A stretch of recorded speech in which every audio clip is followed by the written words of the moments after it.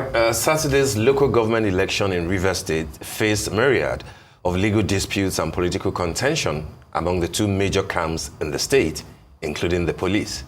While Governor Sim Fubara supports the election based on the Supreme Court ruling, factions loyal to former Governor Nyesom Wike cite a federal high court ruling that halted it, claiming legal violations. Now that poll had been conducted without the involvement of the police, what is next for the two camps, especially as local government autonomy is expected to take full swing across the nation? Lawyer and former national president of the Committee for the Defense of Human Rights, Malachy, Ugwummadu, will be helping us to put matters in the proper perspectives regarding grassroots governance in Rivers State. But we'll have a little chat before we get Malachy to get ready from our Abuja studios. Temitokpe Anoji is the morning after, after that much expected local government election in Rivers State. Interestingly, as we discussed yesterday, Temitokpe, the election, Rivers State was not the only place where the election held yesterday. There were three other places, Jigawa, Akwa Ibom, which also recorded a bit of, and Benue. Two questions will arise normally. Will this pass the legitimacy test, or will this be a celebration of democracy at the local level, given the fact that federal government or even INEC itself, is not supposed to be involved in conducting this type of election? It looks like Governor Sim Fubara might have, run away with a bit of success there. Yeah, thank God we will have a lawyer to break that down that question, whether or not this will pass the legitimacy test, knowing that, two separate judgments were issued for this actual local government election. And, I think also it boils down to our internal workings.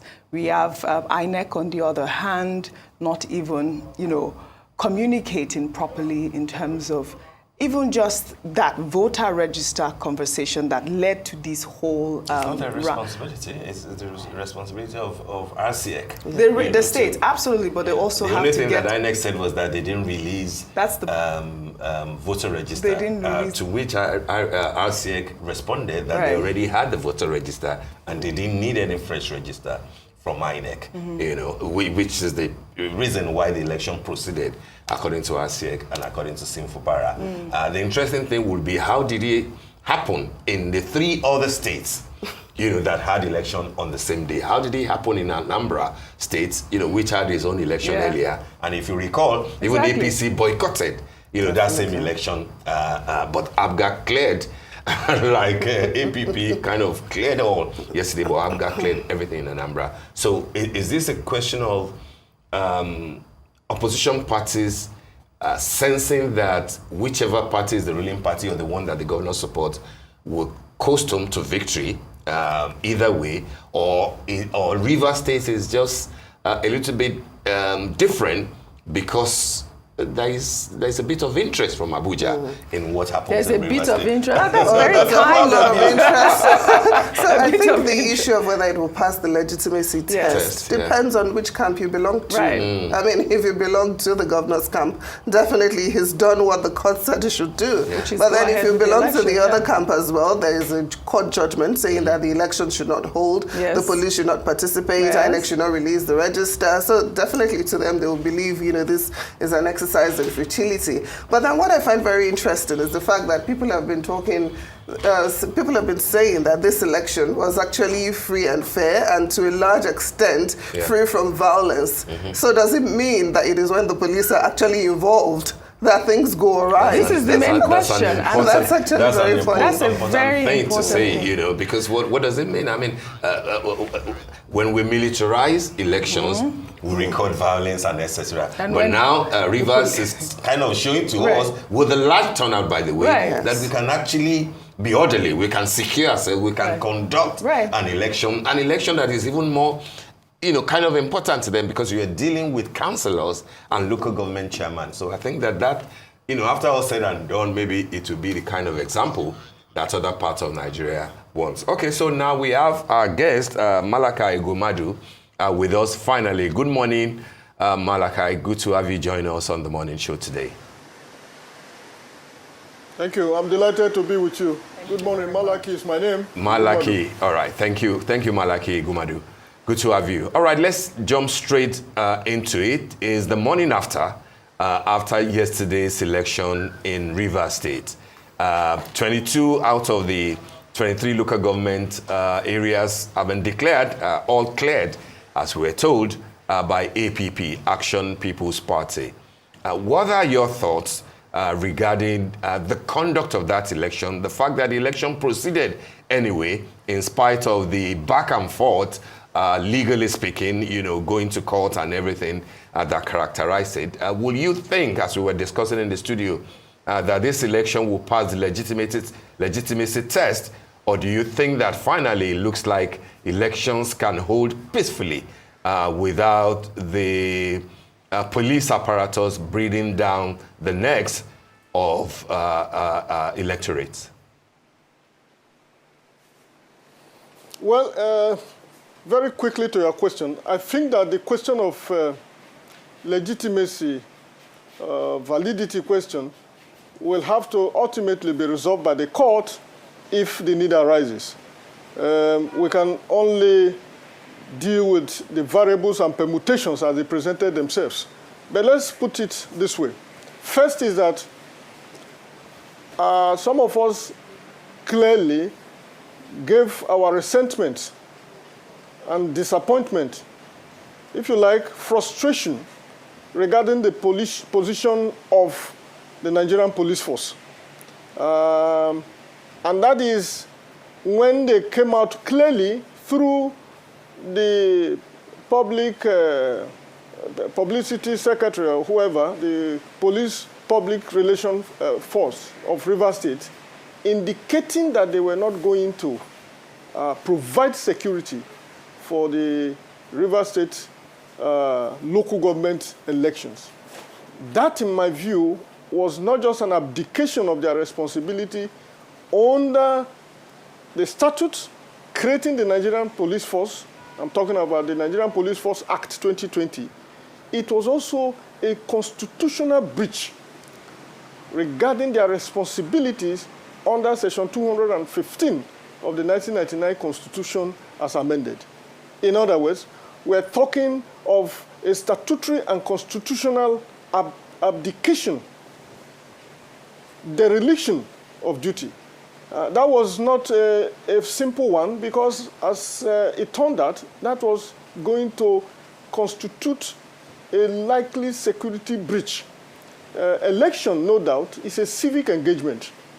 However, if in our climb, and considering the historical context of elections in Rivers State, a major flashpoint in all elections, then for the lead law enforcement agency to now come out and say they were not going to be part of the process and that they were not going to provide security needs to be re-examined, investigated, not by the police this time, but through some presidential investigative panel to deal with this situation, because it was not as simple as it presented itself. The argument that was in response to the judgment of the Federal High Court, Abuja, is neither here nor there, because the police as a law enforcement agency, first of all, understands their responsibility under the Police Act, Section 4 in particular, as well as the constitutional responsibility of that institution under the ground norm of this country. And I'm referencing Section 14(2)(b), as well as Section 215 of the Constitution.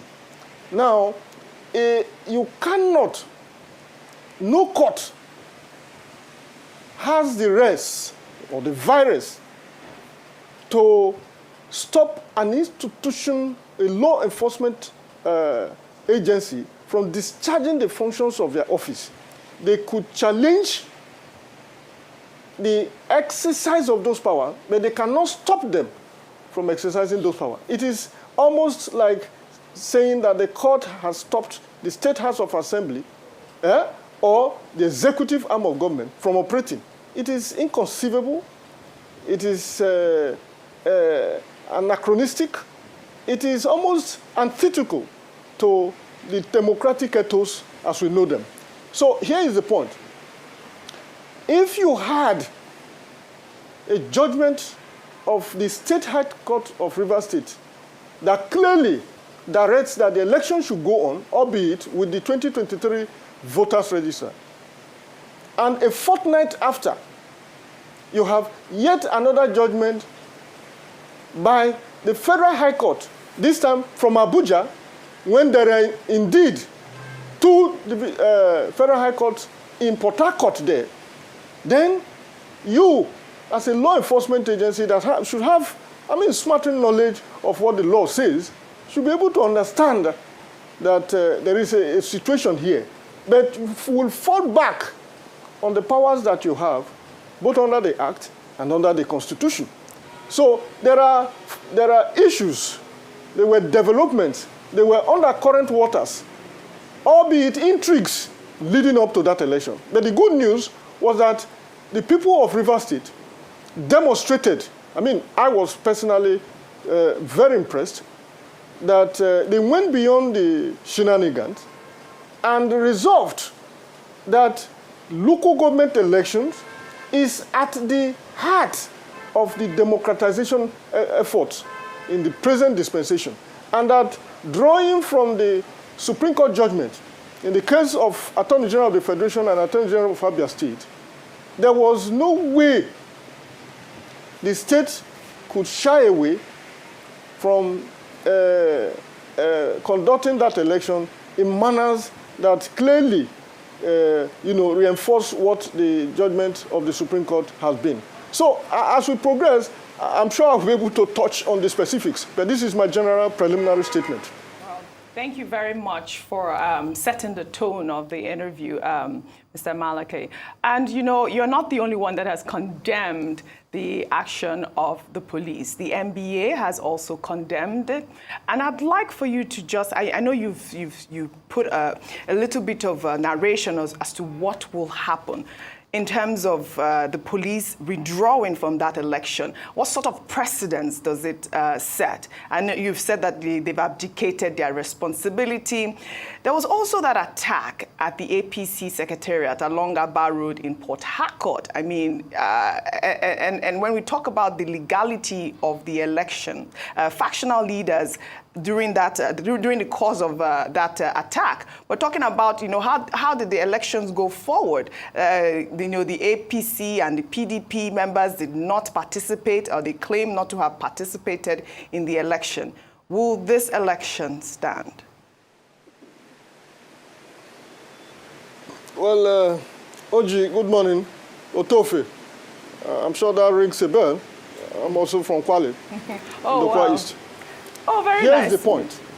Yeah, you may not know. Fantastic. Yeah, I'm from Dokwa East. Fantastic. So, but this is the point, and I'm on record to have responded even from Abuja. First is that I'm so proud of the present NBA president, Mazi Afam Osigwe. In short, at the moment, I am the alternate chair of the Citizens Liberties Committee of the Nigerian Bar Association. And I had the opportunity yesterday to even react before I saw the press statement by the president. Very detailed, very straight to the point, and spot on. The issues are not complex as they try to make it. The fact that we know is that even before the election, which was on the 5th, on the 4th, from NBA to Mr. Femi Falana, SAN, to Jubrin Okutikpa, SAN, and a host of other senior lawyers came out clearly. In fact, in the case of Mr. Femi Falana, he had to articulate the position of the law and wrote directly to the Inspector General of Police, warning that it will be completely unconstitutional and illegal to abandon Rivers State at that material time. And the facts were laid bare. First, it is on record, and the police should know because they are the lead law enforcement agency in relation to enforcement of laws in this country and regarding election generally. Where parties or a party, I'm talking about the Federal High Court now, the Federal High Court judgment that they are acting on, saying it precluded them from going, even if I don't agree with that kind of judgment. The facts were clear to the Nigerian police that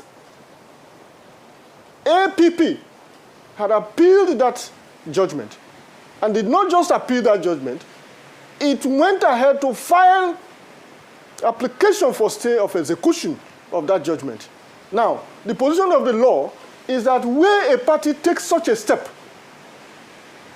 and going up to the extent of filing an appeal, bringing an application for stay of execution, it activates their right to be completely immune from any form of contempt of court. In other words, you cannot, on the basis of a right which you are complaining against and which you have appealed against, be accused to be contemptuous of court order. That should have been a lead. And to have gotten that free of charge from very senior lawyers, I mean, the simplest thing that they would have done is either revert to their own internal legal team or the legal team of of INEC, the State Independent Electoral Commission, or albeit just put a call through to the Attorney General of the Federation, who has a responsibility under Section 150 of the Constitution to provide quality and sound legal advice to agencies of government, institutions of government, and so be it. We have also seen that under the Constitution, Section 215, 215, the state governor can direct the Attorney General of Police to provide security with respect to maintaining laws and orders. That was done, and on the basis of which the state governor even went ahead to proclaim a public holiday, leading to the election. So, if you had all of those, including the Supreme Court judgment that I've just mentioned, and I'm referencing specifically the case of Mobile Oil Nigeria Limited against Asan, I think a 2020, well, I'm not too sure about the date now, but that authority of the Supreme Court lent credence to the point that I've just made. So there were plethora, avalanche and legion of sound legal authorities, both the principles of law and decided judicial authorities, that would have enabled the Inspector General of Police to take an informed position. Now, whether or not he did, and this is the point we must continually emphasize, whether or not they provided security, what the Rivers State people, who are the victims of these shenanigans, of these intrigues, of this manipulation, what they did was to rise above all of these mundane crises, self-induced crises that we create for ourselves and say, look, it is our future that is in issue here. It is our liberty that is under review here. We need to Malachy. proceed because the Supreme Court, very well. Okay, so Mr. Malachy, the police have been heavily criticized, for not participating in this election. But then I'm wondering, shouldn't the judge, that gave the order for them not to participate, shouldn't the judge not also bear a large portion of the blame? Is it possible, really? How constitutional is it for a judge to direct the police not to provide security, despite what the Constitution says? Their constitutional role is to actually provide security. So shouldn't the judge also face disciplinary action for making such an order? My friend, thank you for that. You're putting me on the spot, but I've never been fun to run away from, putting it very bluntly the way I feel, and I understand it. So, as it is at the moment, the whole thing is still unfolding. From the angle of the law enforcement agencies, to the angle of the judicial officers, to the angle of the politicians, and indeed, every other stakeholder and participant in this whole process. Because we were toying with the security of that state. And everyone understands Rivers State in relation to elections and election management. Like I said in your sister organization yesterday, this is a state where human beings are decapitated on account of election alone.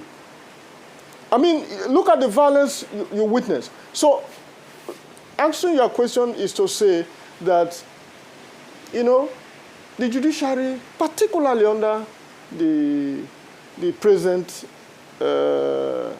Chief Justice of the country, my Lord Justice Kekere Eko, has a responsibility to redeem their image. And you don't have better concrete situations other than the one that presented itself. But the judiciary is self-regulatory. And so it falls back to those who are aggrieved now, to the people of Rivers State who belong to these political associations and parties and who feel, shortchanged, to activate their right and complain formally. And that is to approach the National Judicial Council,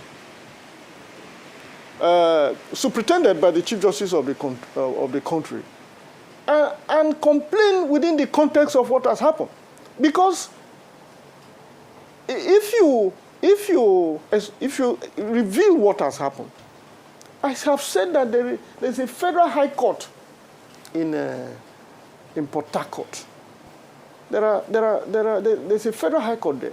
Why is it convenient that at every turn and curve, with the slightest course of action, they run to Abuja? Why? The judiciary should be interested in that. In any case, there is a judicial authority that insists that election petition matters of local council terminates at the State High Court. Is there? So are we saying that we did not know all of that? To what extent was it convenient to completely circumvent the position of the Supreme Court in relation to what must happen going forward regarding the autonomy of the local government? The Supreme Court decision in Attorney General of the Federation and Attorney General of Abia State makes it explicitly clear that local governments in the country shall not be entitled to their funding if they are not, according to Section 7 of the Constitution, democratically elected. It's clear. So where you now have states taking concrete steps to bring that to friction, to operationalize that, and crystallize it in a way that restores power to the people, it is not the judiciary that should torpedo that. It is not. We need to now, at this stage, because our collective lives are under siege with all of what is playing out. So I agree with you. The people know Rivers State is very sophisticated. I'm aware that all of those are on the table as we speak. But it's not just about the judiciary. It is also about the politicians who find it very convenient to make some of these moves that now puts the judiciary on the spot. Because at its where, the position of our laws is that the judge must decide. It is actually a ground of appeal if a judge perfunctorily neglects to decide on any application, whether substantive or otherwise. Once the application comes before you, one way or the other, you must speak to it. The reason is that if you fail to do that, it will activate the right of the applicant to contest the fair hearing that he has gotten before that particular court. So I think that addresses your concern. All right, Mr. Malachy, thanks for that clarification. I have two questions for you. First will be to... Yes, sir. Yes, thank you. To clarify for us, from the point of law, what actual role does INEC have in yesterday's election? We have heard about whether, the voter register was properly released or not. And then RCEC also interjecting that they already had what they needed for the election that they are allowed to conduct autonomously by themselves, by law. That's one. The second part will be that at the heart of this election is a political tussle between two gladiators in Rivers State. If yesterday's election stands and APP coast home to victory, as we have seen from the results released so far, will you say that Governor Fubara will have learned some useful political lessons from his former boss, his former principal, Nyesom Wike? And by that, I mean that the obvious romanticizing of other political parties. You say that Wike is PDAPC, given the fact that he's serving in an APC government and is, in Edo, for example, he was openly, in support of APC and against the PDP candidate. Whereas the governor, Fubara, who is a PDP governor, is openly or somehow romanticizing APP, and he will therefore be seen as PDAPP. How do you think that this will pan out for the people of Rivers State, given the warning that former President Goodluck Jonathan is giving about the fact that what is happening in Rivers State is mirroring what happened in the past in Western region regarding Wetie and all those things? What are your thoughts on what is going on there, politically speaking? Mr. Steve, I will regret if I don't remember all the questions because I like to deal with all of them in seriatim. The first is to say that a few months ago when this whole, if you like, obfuscation started between Wike and Fubara, I did an article. The title of that article was Yes on Wike, a perfect template for Fubara's engagement. What I was saying in summary was that Yes on Wike's style and strategies is the perfect strategy, template for Fubara to engage him. And I think I feel vindicated today. Is it right? Certainly not. And that leads me to the second angle of your question. To what extent, I had once written to say, the camp as departure. You see, this whole fluctuation within the political space, this whole, there's no certainty any longer, points to the total absence of ideology. Total absence of ideology in our political experimentation. And that is very unfortunate because the whole concept of democracy has carefully evolved from political thinkers has to do with the participation of the people through political parties where ideas are aggregated, synthesized, analyzed, and developed into policies. In other words, before I belong to party A or party B, I must be persuaded, I must be convinced that this is the right place to go.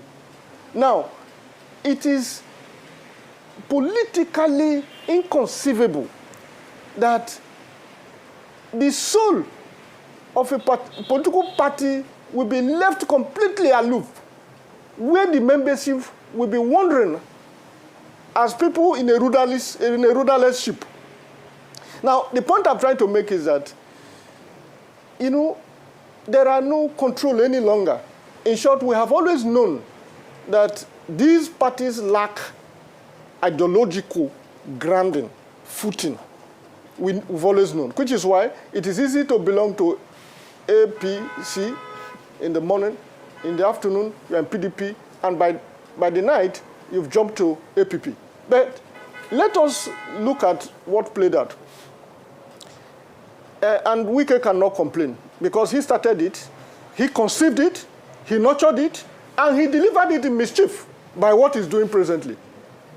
In remaining in PDP, but your word was romanticizing, hobnobbing, and flirting with APC with a view to undermine PDP. So he has lost the moral energy to even complain. So the godson, learning very perfectly, and we're very good in learning all the bad things, decided, and I must say, with the entire political structure in Rivers State, because that is what has played out, that look, this is the time to undermine this bigot.